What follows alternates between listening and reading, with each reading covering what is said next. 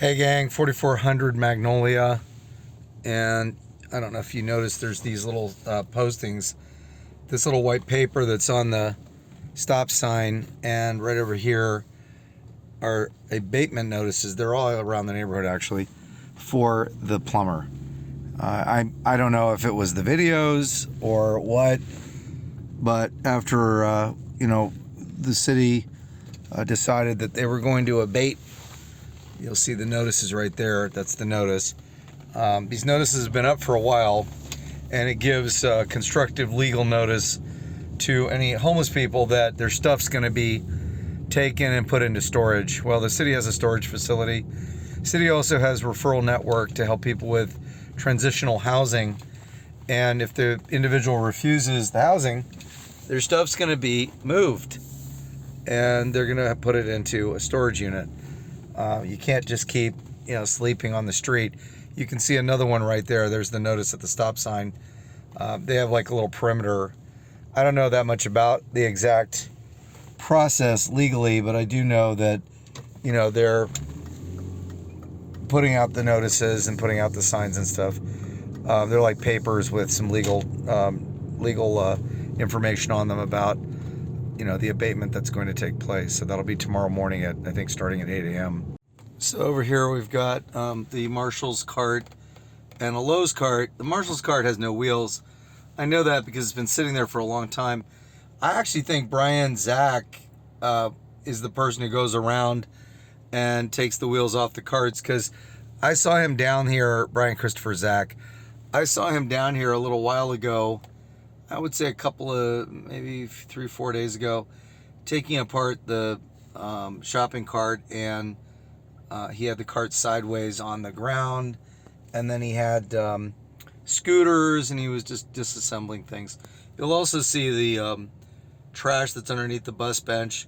The plumber would come over here and go through the bin and go through all the trash, and I guess he pulls the recyclables or whatever, and then he would end up removing the recyclables from the bus shelter, and then leave all the garbage laying around.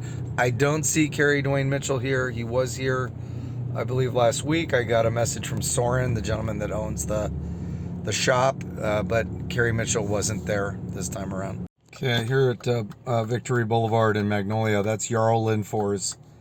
Jarl lives in an RV with his wife down there on First Street, and he's a man in his 80s, but he's been resistant to services. The last time I talked to him about Section 8, he was kind of scoffing at me when I said it might take 8 to 9 months to get it. That's pretty fast. It takes years for most people. I'm going to just swing over here and just have a quick chat with him. I'm going to put it on audio only, though, so you can't actually, I'll just be asking him questions. Hi, Jarl. Hi. Are you Jarl? Yes, I am. Yes, Jarl. This is Christopher. We spoke before. Did you ever talk to the city about, remember I'd said you and your wife might be able to get Section 8? They give priority to seniors. That's the rumor. No, not a rumor. I verified it for you. Yeah. I verified it for you at a meeting. Which meeting? Well, I can't get into those details because I'm not a city employee. Yeah. So I had a meeting. I spoke with some people, and I verified that seniors and veterans are able to get a expedited Section 8 program. Well, I'm 82 years old. I know. Old enough. You told me. Yeah. You're well past old enough. So have you called them? I don't recall your name. Christopher. Who? Christopher. Christopher. Jarl, call Simone. You have a cell phone. Call the city and ask for Simone McFarland, or ask for Bob Newman. Yeah, I know Bob. Yeah, Bob will help you. And we have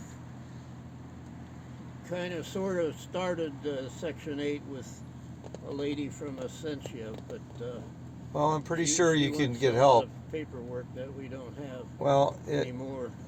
Maybe they can get you a waiver. I mean, Bob and everybody's trying to help you. I just don't know what the bottleneck is. Well, right. Well, Christopher, right now the city is after me. They're going to trash all our stuff that's on the curb. It's, I don't know, 10 or 20 cubic feet of books and records and notebooks. This morning, 8 o'clock. No, it's 8 o'clock tomorrow, but that's not just you, it's the whole city. You know, the residents, and myself included, have been asking that people be off the streets. Oh, yeah. And you know, it's not okay for people to be sleeping on the street. You're not on the street. Well, You're in an RV. I'm seeing more people. Yeah, you're on the RV. Well, it's a problem, and I'm one of those people who is saying, I'm not going to lie to you. I'm going to be upfront. I'm one of the people who does not want to have people sleeping on the street when we have places for them to go. Oh, yeah. And I'm telling you, Bob and Simone McFarland, Bob Newman, those folks will try to expedite it for you. They're not going to throw away your stuff. They're going to put it in storage. Yeah, in a trash can. No, it is technically a trash can, but it's not trash. You get access to it. You can get into it with a lock. Access means an hour by bus, because the bus. I know, but you know, I'm not an expert on your life. All I know is a quarter mile. I understand. I'm not an expert on your life. All I know is they have expedited tracks for Section 8. And so if you speak to Bob and see if you can get it expedited. I mean, you're as far as I know, you qualify for an expedited. Yeah. Have you spoken to Bob recently? Oh, a few days ago. Did he offer you something? No. I mean, it's none of my business, but I'm asking. Not really. No, I know. Nothing. He didn't offer you anything. We could use a ride to pick up my medicine, and we don't even get that. Well, that's the kind of thing one of the nonprofits in town might be able to help with. You know, you can take my number and text me if you need a ride. We have some volunteers, but it's not the city. Yeah. This is just private citizens. No organization. Well, I mean, we have it. There are many organizations. So, oh, right. Yeah, I just, you know, it's like a short conversation we're having. Right. But when you reach out to me and you say, hi, I need a ride to get medication, I'll find somebody. I'll see if somebody's available, and we'll get somebody to give you a ride.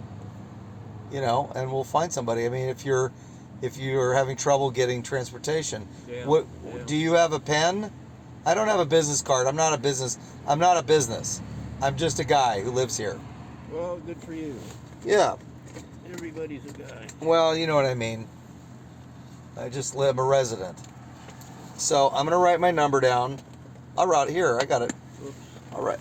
You're fine. I'm gonna write my number down. If you text me or call me, texting's fine too. Calling is fine. McFarland, I have never spoken with. All right. Well, Bob's kind of the czar. You know, he'll help with it. I think Bob's your guy. Bob has changed jobs from the green shirts over to something else. Correct. Bob's got an office job.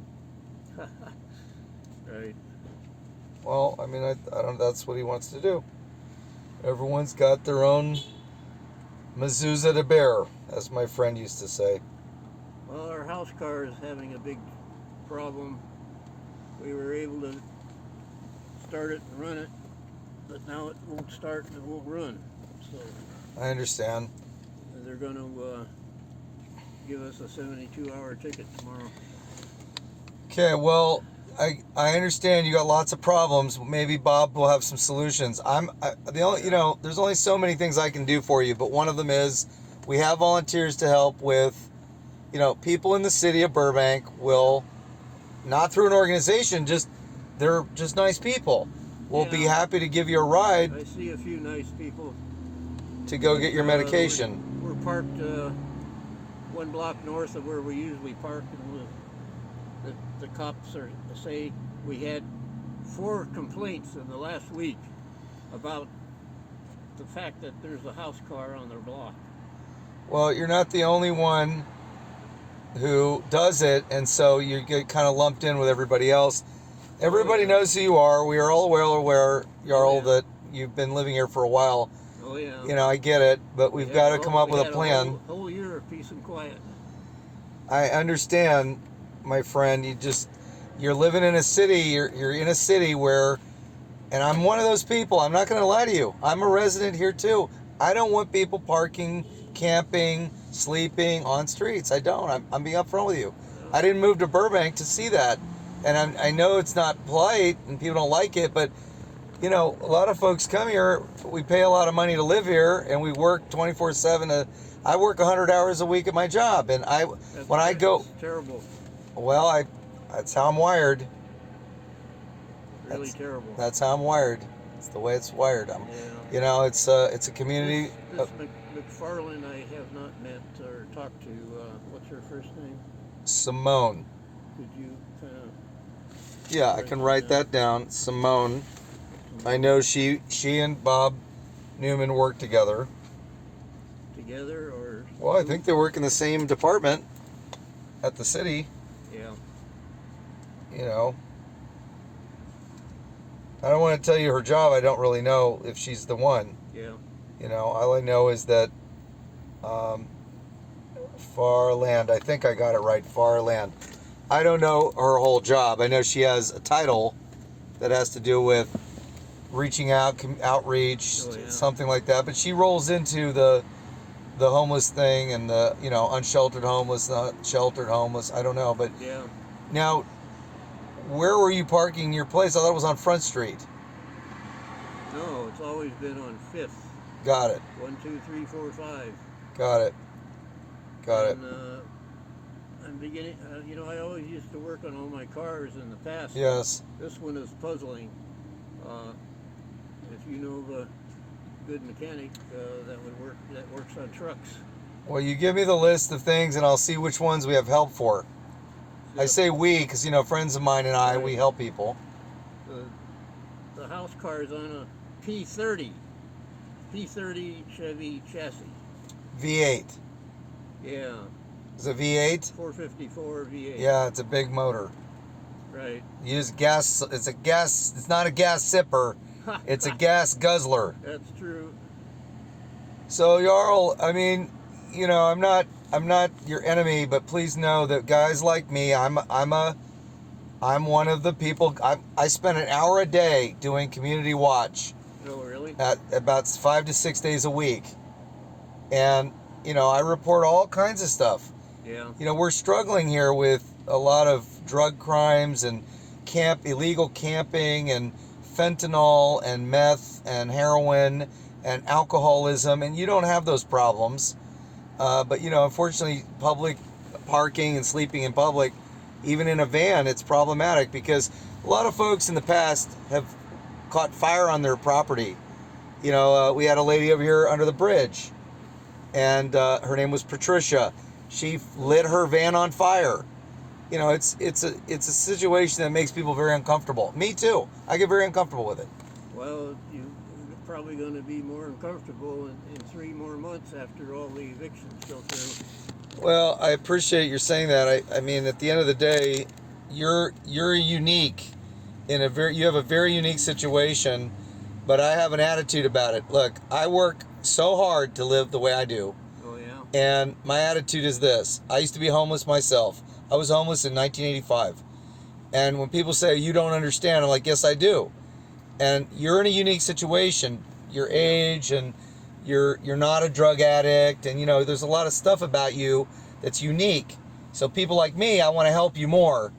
But when people are, you know, smoking weed and complaining about not making any money and all that, I don't have a lot of empathy because they're high all the time, or they're drunk, or they're, you know. Everybody gets old unless you're lucky and yeah. get old. But you're not, you know, you don't sit here. You're not doing drugs, and you're not an alcoholic. So, you know, that's the nice thing about your situation is that people want to help you because you're not self-destructive. You're a nice guy. I mean, we get a few people from church helping us. Yeah. Not very many. Well, text me about the medication thing. Yeah. I mean, there's a great pharmacy here, Magnolia Pharmacy, that I love. Oh, yeah. They do a nice job. I also know a nurse practitioner, so if you're having trouble with getting to the doctor, she does internet consults. Yeah. I might be willing to spring for a couple of them if that's what you need. But you would have to talk to her on the internet. Well, talk is cheap from what I've found. Jarl, you got two choices here. One is I just drive off and we'll never speak again. Second is you text me and I'll help you. But if you're gonna have a problem for every solution, guys like me, we lose interest fast. Oh, yeah. I'm willing to help people who want to be helped. I am. I'm willing to. I've done a lot of help in the community. But if you're just gonna be negative towards me, give you a few ideas. I know. I'm telling you, if you're negative towards me and say talk is cheap, try me. I've been here multiple times. We've talked to you twice. I'm not out here wasting my time. I'm out here helping my community. Thank you. You're welcome. So if you really want help with the prescription pickup, with the, maybe getting a nurse you know what a nurse practitioner is, right? Yes, I do. So if you need help with a nurse practitioner to help you with your prescription consults, I'm willing to spring for a few of those. You got to do a video call with her and explain what's wrong or whatever. She might be able to help you. I'm willing to help kind of advocate for you. Find me a real good back surgeon to rebuild my spine. Well, that may be something we'd have to talk to you. Are you a veteran? No. So do you have any ideas where that could be done? Why don't we discuss that on the phone? Because, you got a long list, I can tell. Oh, yeah. Well, I could probably get you the help. Let's talk about the help with the things I can do quickly. And as far as the back stuff, I'd have to probably do some research. Right. I'm not really an expert on that. Meanwhile, I got stuff to handle tomorrow. Well, you got an 8 a.m. thing with the city. I got it. Yeah. Okay, well, you have a good night, and please feel free to reach out, Jarl. Have a good night. Goodbye.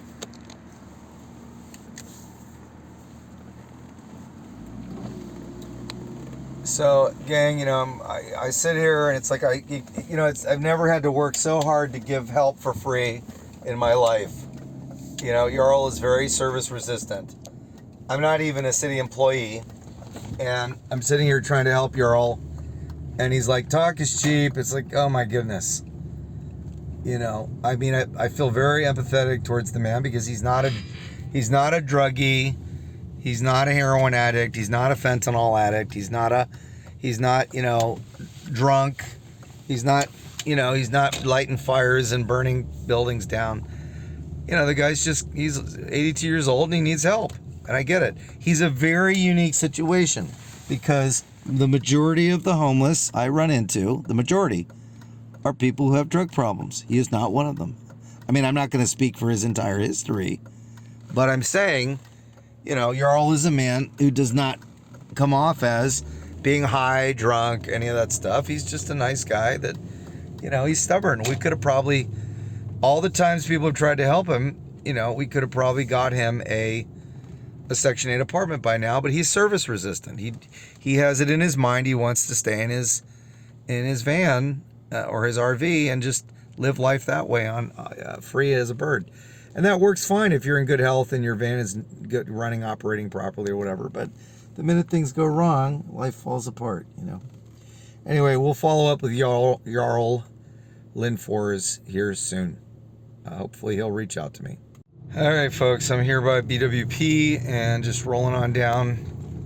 There's a truck here. I guess there's a lot of truck traffic tonight. I'm not sure if he's parking. I don't know. I see a couple of trucks here. So anyway, this is the building that the city owns, the former Americold Logistics. And in March of 2021, this building was on fire. It was a big mess. It cost the city a lot of money in terms of the fire that occurred here. And of course, it could have been prevented by simply having a proper fence up there. And then we've got the illegal camping here. I think the city's going to abate this, but I don't see the notices. I'm not sure if the abatement's going to take place soon, but maybe it's part of that abatement that they're doing tomorrow morning. I don't know, but you're always talking about trash cans. That's, no offense to anybody, that's the problem when you use a trash can as a storage unit. It's like the first thing the person hears is trash can. Words do matter, right? People do, it does affect them. Words matter. Is this... I guess there's probably, you know what, let's stick to the homeless thing. So we have 410 Varney. and you've got the illegal camping still going on here. Surprisingly, there's not that many people out. It's like I'm going to go to Burbank Boulevard now and see who else is out here, but it's a pretty quiet night. Hey gang, I'm here at the Big Five. How does this even happen? How do you get a Lowe's shopping cart all the way up to Big Five? Lowe's is like all the way across, way up there. Well, somebody had to have walked it all the way down here. So this is a sign of homelessness, or a really big a-hole who just doesn't care, who walked the cart from Lowe's all the miles away over to here and just tosses it up here. I'm like, why? How does it even happen? You know? Anyway, I'm hoping the city will pick it up, or Lowe's. Big Five, shopping cart, signs of homelessness. So back to my rant about the goat guy. The goat guy came up here just a short while ago, and then he leaves his garbage. He unpacked his whole van, and like literally everything was on the sidewalk, and then he left this junk here. What boggles my mind again is how come the manager of the paint store didn't just call it into the city to have bulky item pickup. I'm doing this work for these people. You know, folks, if you own a business, if you manage a business, if you work at a business, and someone dumps some junk in front of your business, call it into the city, you know? And anytime you do, I'm hoping that eventually the city will go, yeah, the idiot goat guy left this stuff here. And you might go, okay, yeah, maybe we should be, increasing our efforts to keep transient goat guy people out of the city. I mean, the goat guy is a total transient, but he also causes fights and gets into trouble. You know, I saw videos of him in Hollywood, and he was getting into like fights with people, causing a ruckus because he lets the goat off the leash walking around neighborhoods, and people don't like it. I don't like it. Friends of mine said something about it too, and they didn't like it. Why are you going to have a goat running around the city? I think it's dangerous. The goat might end up walking out in the middle of the street, causing an accident. I mean, who knows? Anyway, here's a guy sitting at the bench. He's looking at a phone. I don't think he's homeless, but there's a shopping cart that's become a park bench. It's a bus bench, actually. So you got a shopping cart that's become a bus bench. You know, merchants, if you have shopping carts and you run a business, Walmart, Target, Lowe's, whoever, Mervyn's, Marshall's, whatever, you know, have somebody paying attention. The cart starts leaving the parking lot. Stop the person. Have some video cameras. I was surprised that Sprouts doesn't even have video cameras in the parking lot. I mean, they claim they don't. I only know that because a homeless guy ran into my car with a shopping cart for the simple reason that I took a picture of him between 30 and 50 feet away to send to Street Plus to get him services. Okay, I don't know what's going on here. I'm just going to slow down a little bit. But we have a call here. I'm not sure what it's about. But I'm sure there's a reason something's happening there. Might be a homeless guy. I don't know. I'll check it out in the arrest log. All right, folks. Kerry Dwayne Mitchell is not here tonight. He was here yesterday. I guess I think he's just tired of me offering help. I asked him if he wanted help yesterday. I had a conversation with the manager of George's Corner, and he said Kerry'd been here for, I would say, he mentioned 6 months, I think. I don't see him. He's not around. So I'm not sure where he's gone off to. He had been staying up at Ralph's. I'm not going to check Ralph's tonight just because, frankly, Kerry's just bouncing around, and he's the only person I ever catch at Ralph's. And I think he's bouncing around because he's tired of people asking him for assistance. He has refused help. He's been in the homeless shelter program. He's checked himself out. He exited the program voluntarily, and he just doesn't like to be sober. And that's very sad. I think that's very sad. So there's a guy here. I'm going to put the phone down and just check in with him and see. It's audio only. Hi, you doing okay? You need help? I know, but you need a shelter? You need me to call city? Okay, alright, have a good night.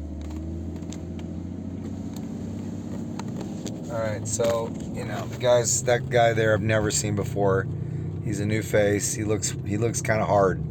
He looks, I've lived in South LA. He looks South LA hard and tough. But he's polite, so he was polite to me. He was saying he didn't need assistance, but he's smoking cigs and he says, I'm broke. He's like, I'm broke. I'm like, yeah, you need help? And he's like, well, he's implying that he needs money, but you can't be aggressive panhandling. That's actually illegal in the city of Burbank. But the fact that I stopped and talked to him, might encourage him not to come here because he's a new face. He's probably from North Hollywood or Glendale, whatever. He's coming from somewhere else. Took the bus, whatever. Anyway, on to the next location. Haven't seen Chicago in a long time.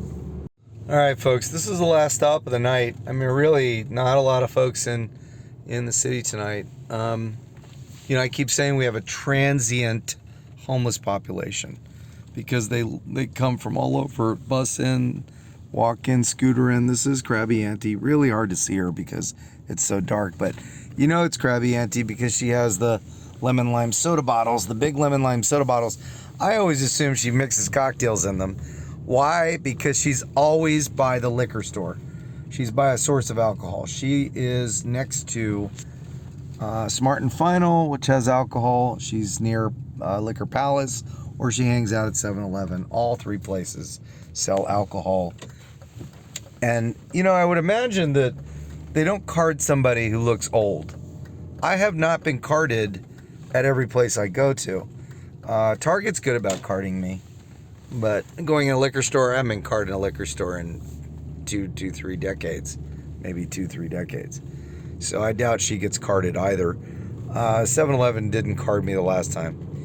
So anyway, that's the end of the census. It's interesting to have the conversation with Jarl.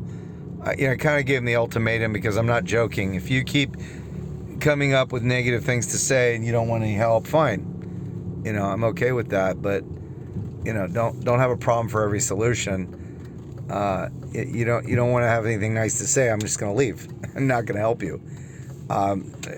Cruel, but you're complaining about the abatement, but you're the one that's creating the situation by refusing help.